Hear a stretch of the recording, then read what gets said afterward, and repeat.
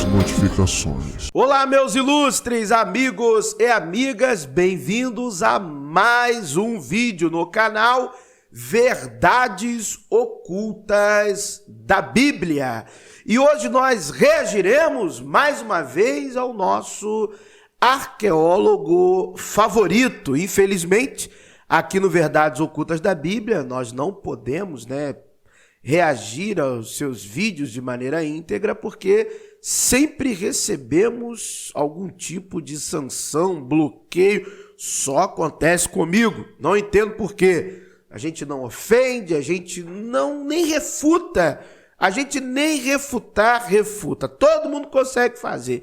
Antônio Miranda, José, mas eu não consigo. Sempre tomo uma voadora aqui, passa um tempinho, eu tomo uma reivindicação de direitos autorais, bloqueio, tomo tudo aqui.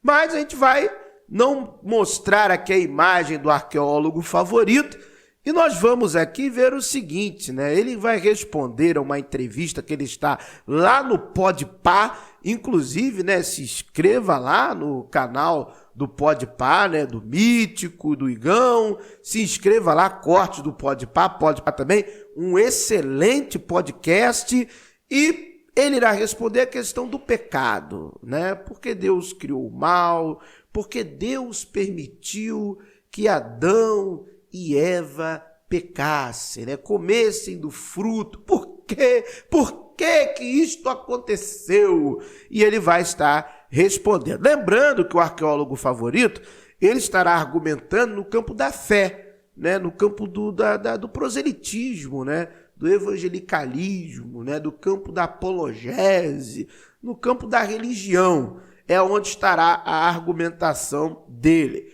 Eu irei argumentar em um campo diferente, ou seja, não é uma refutação. Eu não refuto ninguém. Nós já temos aqui o refuteiro oficial no YouTube. Ele se autorrefuta de tanta gente que ele refuta. Então nós temos aqui as referências bibliográficas que eu quero indicar para você que é novo no canal, Quem é mais antigo aqui no canal já conhece estas referências bibliográficas. Talvez você que esteja chegando agora não conheça. 101 mitos da Bíblia, Gary Greenberg. Então ele já foi presidente, não sei se ele é o atual presidente da Sociedade Bíblica de Arqueologia de Nova York. Não sei se ele é o atual presidente nesse momento ou se ele já foi substituído por outro. Mas é um cara que já publicou diversos artigos e esse livro é fenomenal. Também tem ali, Paralelos do Antigo Testamento, um livro de 2 PhDs. Então, os autores daquele livro ali do meio são 2 PhDs. E você tem aquela coisa maravilhosa que é a fonte, de tudo que você possa imaginar de literatura do Antigo Oriente Próximo, que tem paralelos com a Bíblia hebraica, tá bom? Ancient Near East Texts, e sua relação aí com o Antigo Testamento. Então, isso aqui, aquele último livro lá, aquele lá é onde está a fonte. É a fonte da fonte, da fonte, da fonte, da fonte, da fonte, da fonte, da fonte. É ali, tudo aqui, traduções acadêmicas, diversos tradutores aí trabalhando. Então, isso aqui é uma coletânea, editada por James B. Pritchard. Então, com esses 3 aqui, nunca mais você vai acreditar em cobra falante. Você vai entender que aquilo ali é um folclore, é uma mitologia, é uma historinha com uma moral por trás, tá bom? Então vamos lá, vamos ouvir aqui o nosso arqueólogo favorito. Eu vou comentando daqui, vocês vão comentando daí. Então, para os desavisados, eu vou comentando daqui e a galera vai comentando aí, vai deixando aí sua opinião nos comentários. Vambora! Porque quando Deus cria Adão e Eva, ele também cria algo tão tentador para começar a ter pecado? Por que ele criou esse fruto proibido? Eu vou responder colocando uma outra pergunta para introduzir a resposta. Quem pagou o maior preço disso? Nós? Não, ele. Por quê? Quando Deus criou os seres humanos, ele criou os seres humanos livres. Tá bom? A inteligência artificial é muito legal. Mas eu não queria dormir com uma mulher de inteligência artificial. Não. Você entendeu? Pode ser uma foto chopada, mas eu prefiro o ao vivo do que a foto. Sim. Tá certo? Se Deus criasse um monte de iPhones ou Samsung, a gente ia obedecer o que Deus queria. O meu telefone aqui, se eu quiser agora aqui tirar uma foto de vocês, eu tiro, ele me obedece. Você entendeu? Se eu quiser ligar a lanterna aqui, ó, ele ligou, ele me obedece. Só que ele não me ama. Ele só é projetado para aquilo. Ou seja, ele está dando uma resposta totalmente cristã, totalmente meio filosófica / teológica e não necessariamente respondeu o cerne de tudo ali. Aquele texto, o texto em si, o que deveria ser respondido? O Mítico, o Igão, esse texto, ele é um texto em que ele está relatando um fato folclórico. Por que você está falando folclórico, professor? Porque o folclore, ele vai ter em si os elementos que eu posso chamar de lendários, mitológicos, tá bom? Então tudo isso eu posso abarcar dentro do termo folclórico. Então esse texto, ele tem um cunho mitológico, principalmente porque nós temos diversos paralelos desta literatura bíblica no contexto do Antigo Oriente Próximo, e que literaturas estas que antecedem a Bíblia hebraica. Elas antecedem a Bíblia. Ou seja, a Bíblia, que é um fenômeno posterior, lá a partir do século VII, tá bom? A partir do século VII, alguns vão dizer século VI. Antes da Era Comum, antes de Cristo, ela começou a fazer a compilação em diversos trechos destas mitologias daquele mundo antigo, né? Da região do Levante, da região ali que nós chamamos de Antigo Oriente Próximo. Ah, professor, você poderia nos indicar uma referência bibliográfica que faça esses apontamentos? Eu tenho 3 aqui para te indicar. 3. Então ali, esse façamos, que é o comparado a deuses, Elohim, que é a Assembleia dos Deuses, ao modelo como era visto à época. Então, por exemplo, quando falamos de Assembleia dos Deuses, nós, por exemplo, se nós nos remetermos à literatura egípcia, à mitologia egípcia, que tem diversos paralelos no livro do Gênesis, nós iríamos falar ali dessa Assembleia Divina da Eneida ou da Okdoad. Se nós olhássemos a própria literatura algarítica, olha que eu nem coloquei nenhum livro aqui referente ao algarite, né? Se nós olhássemos a literatura algarítica, nós também encontraríamos este conselho divino, esta Assembleia dos Deuses. Isso está muito bem explicitado na literatura algarítica. Então, nós estamos nos deparando com um texto que fala da criação do homem num sentido mitológico. É nesse sentido. Se nós colocarmos as questões lendárias, as questões ficcionais, as questões míticas, as questões mitológicas, poderíamos chamar todo esse conjunto, nós poderíamos chamar de folclore. Então, é uma literatura, é um texto de cunho folclórico, que tem querendo trazer um ensinamento por trás daquilo, uma moral da história, uma compreensão, quase que numa literatura infantil, para tentar explicar uma possível origem humana por aquilo que eu estou vendo acontecer na natureza, que é o quê? Que quando o corpo humano morre, ele se decompõe no barro, ele se decompõe na terra, ele se decompõe na natureza. Então, a origem do homem só poderia ter sido para onde ele parte, do próprio barro, da própria terra, da própria natureza. E aí quem compõe esse homem? Os deuses. Os deuses. Então, mais ou menos nessa direção, que seria uma resposta inicialmente no sentido de uma verdade, no sentido correto. E por aí vai. Vamos continuar. Então, para mim, amar tem que ser mais do que uma coisa inteligente, tem que ser mais do que uma coisa programada, tem que ser uma coisa livre. Então, a partir do momento que Deus criou seres livres, lembra que Deus não duela com o seu próprio caráter, nem com a lógica, Deus assumiu um risco. Lembrando que em nenhum mito da criação, pelo menos que eu me recorde, o homem foi criado livre, inclusive no mito bíblico. No mito bíblico, o homem não foi criado livre. O homem foi criado para lavrar o jardim, para ficar dentro do jardim do Éden. O homem não foi criado livre, no sentido de, explore o mundo, faça o que você quiser, inclusive errar. Não. Porque a liberdade, no sentido que nós vamos discutir isso teologicamente, a consequência não está abarcando a liberdade.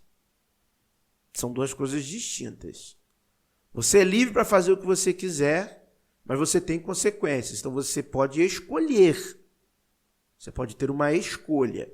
A partir do momento que eu tenho uma escolha e a partir da escolha eu tenho uma consequência, isso necessariamente, teologicamente falando, tá? Não estou dizendo no sentido jurídico, no sentido lógico da coisa. Essa liberdade, ela já acabou. Então você é livre até que faça tal coisa. Então, não é necessariamente uma liberdade. A partir de tal coisa, você vai ser punido, você vai ter consequências, você vai sofrer isso, você vai morrer, você vai conhecer o bem, o mal, e blá, blá, blá, etc. e tal. Então, se nós aplicarmos a lógica ao próprio raciocínio teológico, você não teve liberdade nenhuma. Porque, por exemplo, no mito, por exemplo, no Enuma Elish, o Lulu, ele é criado para fazer o serviço dos deuses, né, que seriam até então fazer as ofertas, as oferendas, os ritos e por aí vai. Adão é criado para lavrar o jardim. Então, em todos os mitos que você tem a questão da criação, você vê que o homem ele está ali surgindo para o exercício de uma função. Então, não é bem amor. Não tem essa de amor. Isso é uma invenção da religião. É um dogma religioso, tá bom? Ele pode ser rejeitado. E ele poderia muito. Poderia. Desde o início da criação. Exatamente. Então, como eu falei, o meu celular não tem escolha. Isso estava no controle de Deus? Tava. Ele ser rejeitado ou não? Tava. De que maneira? Ele estava disposto a pagar o preço. Como eu falei, o celular não rejeita o que eu falo. A Laura pode rejeitar. Sim. Mas é melhor tê-la no relacionamento que relacionar com o celular. Uhum. Então ele criou seres livres. Só que ele colocou leis no universo. Eu sou onisciente e eu vou criar um ser aqui que ele vai me desobedecer, e através desta desobediência eu já sei que ele vai morrer, que vai ter muito sofrimento, muito sangue derramado, vai ter morte, estupro, bomba atômica. Eles vão aprender a pegar as plantas que eu criei e que vão fazer todo tipo de drogas, de alucinógeno e por aí vai, porque eu quero, porque eu amo muito, porque eu... Isso é a narrativa da religião de mais baixo nível. É a narrativa religiosa de mais baixo nível, da mais escrota possível, da mais pobre teologicamente, filosoficamente, do que beira o ridículo. Isso beira o ridículo, você ir a um podcast para dar uma resposta dessa com uma pessoa que tem um mínimo de inteligência, vai falar, cara, isso aqui é ridículo, isso. Isso é uma resposta teológica ridícula, pífia, esdrúxula. Isso é uma ofensa à inteligência. Mas é o mistério, né? Assim que os calvinistas falam isso, né? É o mistério. É o mistério. A planta batata, pô. Por que você vai lá e fala isso? Não, ali não tá falando de amor nenhum. Ali é um folclore, é uma lenda. Isso não tá falando de amor, nem de altruísmo, de uma divindade, de nada. Até porque eles são deuses, né? Tanto que o editor não conseguiu eliminar isso. O editor, ele podia botar, o editor do texto, ele estava tão politeísta ainda, o editor do texto, ele ainda estava tão politeísta, mas tão politeísta, que era só ele tirar o Elohim e ele jogar lá o Yahweh, o Javé. E Yahweh, Adonai, criou o homem, a sua imagem, ele não conseguiu, ele deixou Elohim, porque isso, até na mente do editor do livro do Gênesis, não dá, isso aqui eu vou deixar, Elohim. Então, vai. Para organizar a vida desses seres livres. Tanto leis naturais, leis da física, como leis morais. Por exemplo, o Sol tem a sua órbita. O Sol não está ali para poder ficar... A Terra não está ali para ficar fazendo quadrado. Tudo direitinho. Agora, quando essa lei de Deus foi quebrada, começou uma coisa no universo chamada morte. Antes não existia? Não.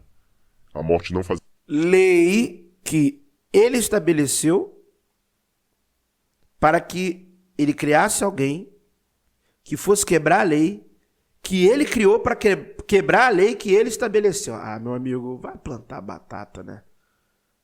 Sinceramente, plantar batata é por isso que a coisa não anda. Porque é uma idiotização constante do público evangélico brasileiro. É uma idiotização perene, assim, perene, permanente. Por isso que não anda, não vai, não flui, não tem intelectualidade no meio cristão. Não tem, evangélico não tem como ter. Não tem como ter. Quando você começa a idiotizar esse ponto, você... Mas é isso, né, cara? É a dominação, é vender curso, é palestra, é dinheiro. Se eu construir minha vida inteira em cima disso, aí é mole, né? Entendeu? Agora, se eu tive que trabalhar, não tem amarra com esses negócios, você pode sentar aqui igual a mim e falar o que tem que ser dito, a verdade.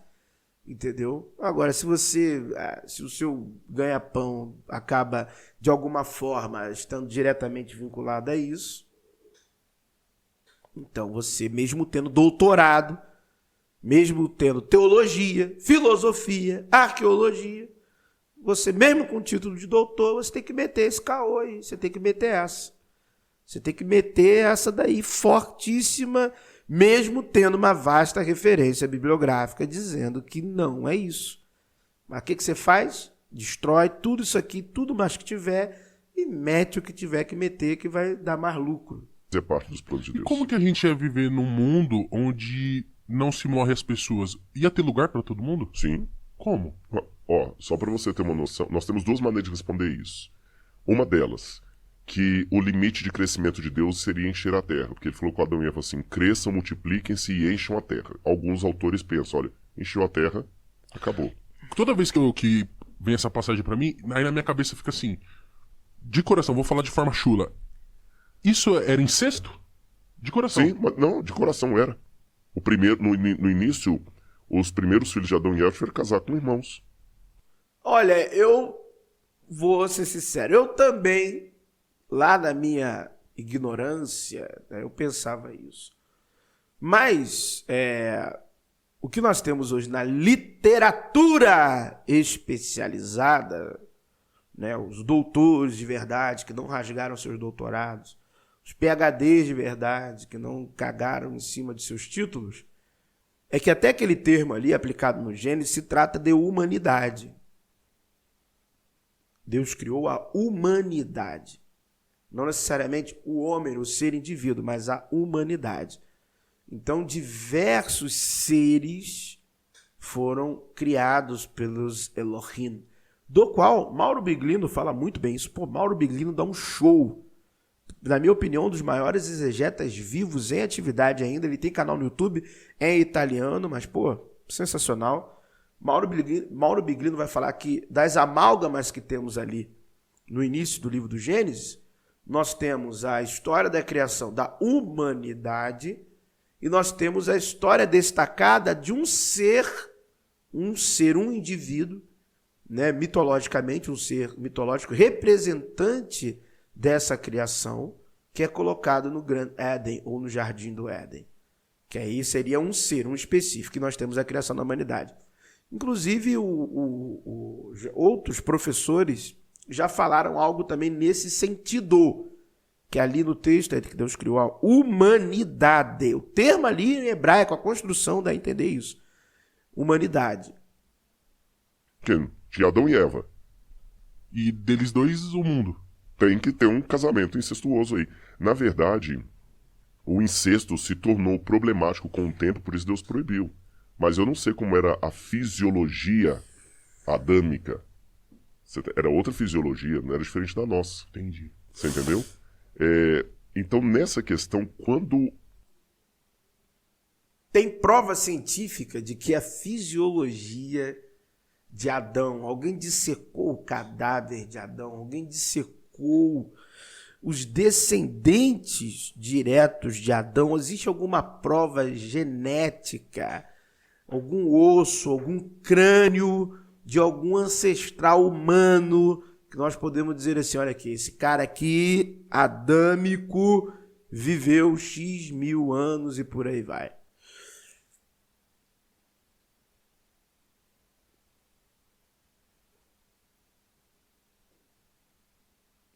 A humanidade caiu em pecado e foi condenada à morte eterna. E quando eu digo condenada à morte eterna, eu vou explicar isso. Porque uma vez o Richard Dawkins, aquele famoso ateu, escreveu Deus um Delírio, Richard Dawkins falou assim, Deus é um manipulador, um marido ciumento, aquele que fala assim, ou fica comigo que não eu te mato. Porque parece mesmo, quando você olha assim, Deus fala assim, olha, se você ficar comigo, eu vou te amar e vou te trazer para o paraíso. Se você não quer, eu vou te jogar no inferno. Realmente parece um namorado possessivo. Vou falar com ela, ou fica comigo, ou senão eu vou te matar. Isso é um bandido que faz um negócio desse. Então Deus é assim? A comparação não é essa. Quando Deus fala para nós ficarmos nele, senão nós vamos morrer, seria algo semelhante à água dizendo para o peixe, viva em mim, senão você vai morrer. A água não é um namorado possessivo. Se a água pudesse pensar, né? Sim. A água é o único meio do peixe viver, porque não existe... Caramba, então todos os budistas estão lascados, todas as pessoas que viveram em toda a história da humanidade, que professaram todas as outras crenças, estão lascados, estão perdidos.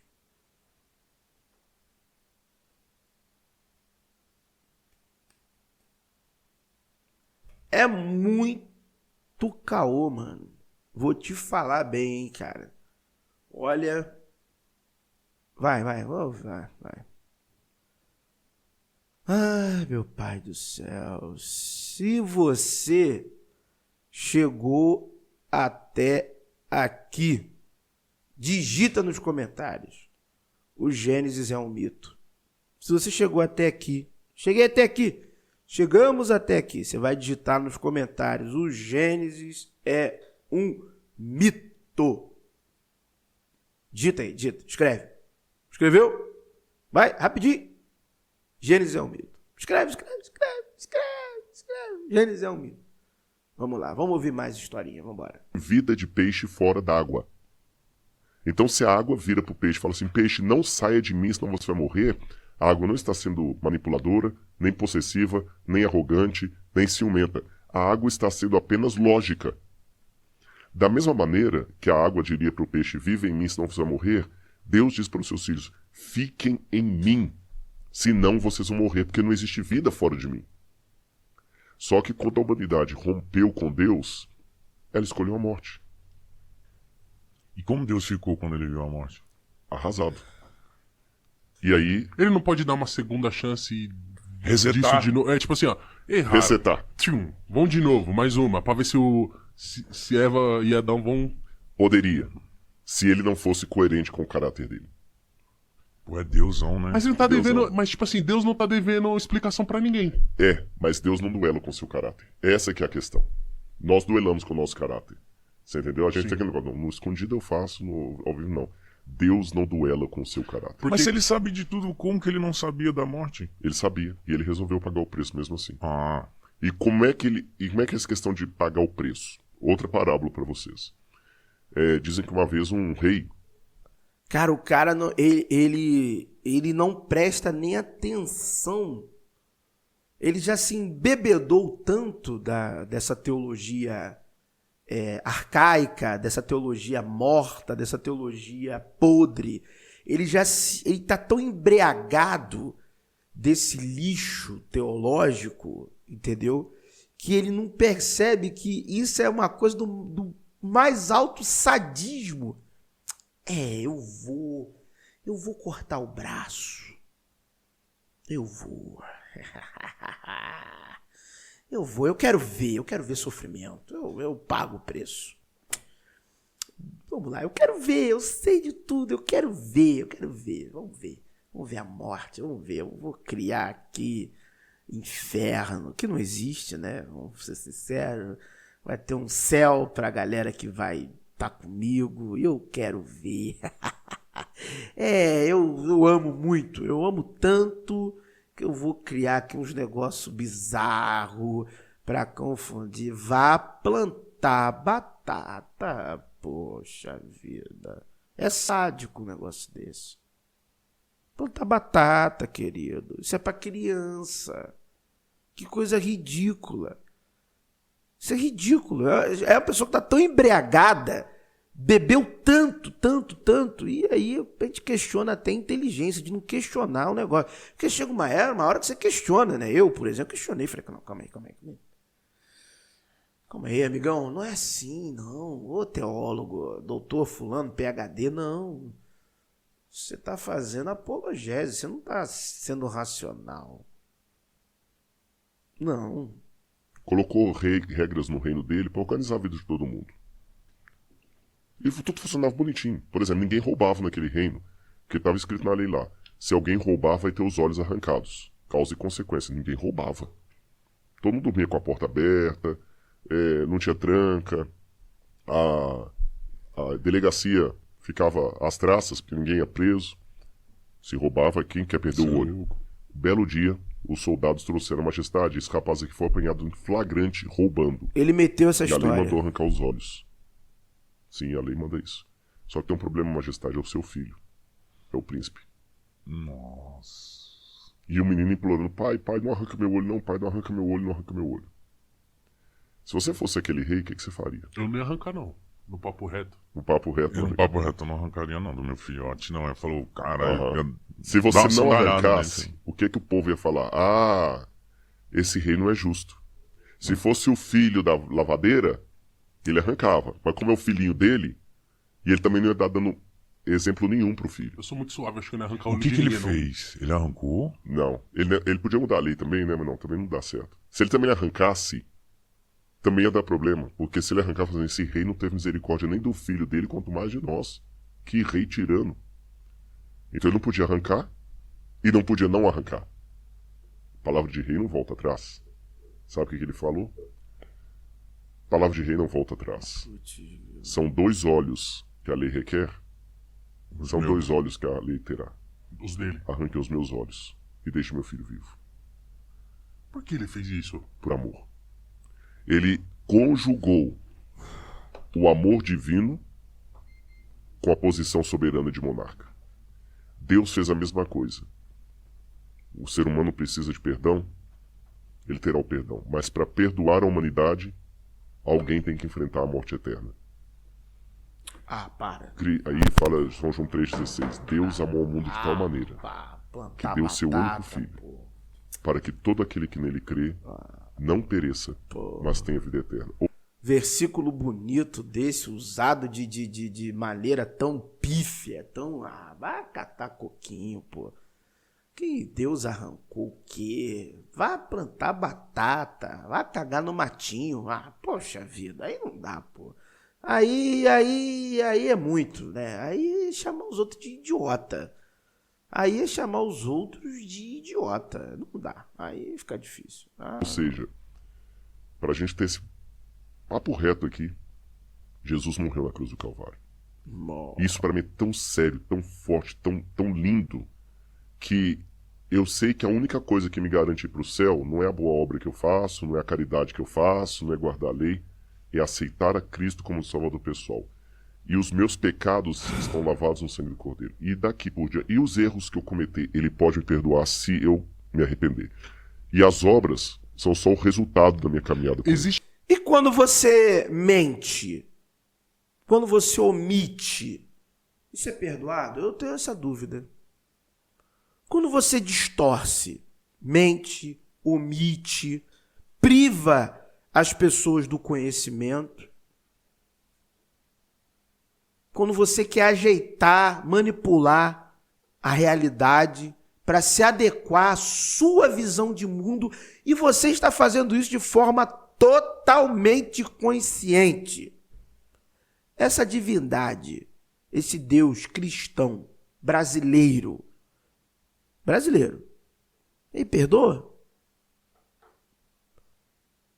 Cara, é de uma infantilidade, de uma regressão mental, esse tipo de argumentação. Lembra que a pergunta foi lá no Gênesis. É de uma sacanagem inexplicável. Essa é a minha opinião sobre isso. Quando você traz esse tipo de argumento, você consegue entender para onde o cristianismo brasileiro está indo. Para o buraco do esgoto do fundamentalismo religioso. Não progride, não avança. É um crescimento político fundamentalista. Esse pecado imperdoável? Existe. Jesus falou. Que é o contra o Espírito Santo. Contra o Espírito Santo. O que é o contra o Espírito Santo? É você duvidar dele? O pecado contra o Espírito Santo é quando a pessoa atinge tal situação em que a pessoa não volta mais, ela não se arrepende mais. Não é Deus que desiste da pessoa, a pessoa que desiste de Deus de maneira finita, sim. Finita, não tem como. Por exemplo, o diabo cometeu o pecado contra o Espírito Santo, não tem mais como o diabo se arrepender. Não mesmo? Não. Pela Bíblia, o caso dele já está decidido. Valeu, minha rapaziada. Se inscreva no canal do Podpah, né, o podcast dos maiores podcasts do Brasil. Cortes do Podpah também. E, rapaz, vou te confessar, foi torturoso. Eu vou ser sincero para vocês. Foi torturoso esse negócio aqui, mas estão aqui referências bibliográficas que você pode ler, tá bom? Caramba, não tem um livro bom de filosofia cristã que esse cara leu, não, meu amigo. Mas, caramba, pior que é um monte de jovens que ficam expostos a esta ladainha, né? Então tá aqui, ó, conhecimento, você entender aquilo ali. E até se você é cristão, né, para você melhorar o seu discurso, né, em relação à divindade, ao sagrado, é bom você ter fundamento histórico e arqueológico. De verdade, né? E falar seriamente sobre isso e levar o diálogo para o âmbito correto da coisa. Valeu, rapaziada. Muito obrigado por terem assistido a mais um vídeo no canal Verdades Ocultas da Bíblia. Que o verdadeiro Deus abençoe a todos. Ateu, você vai reclamar. Eu sei que você vai reclamar. Você já tá aí, você digita.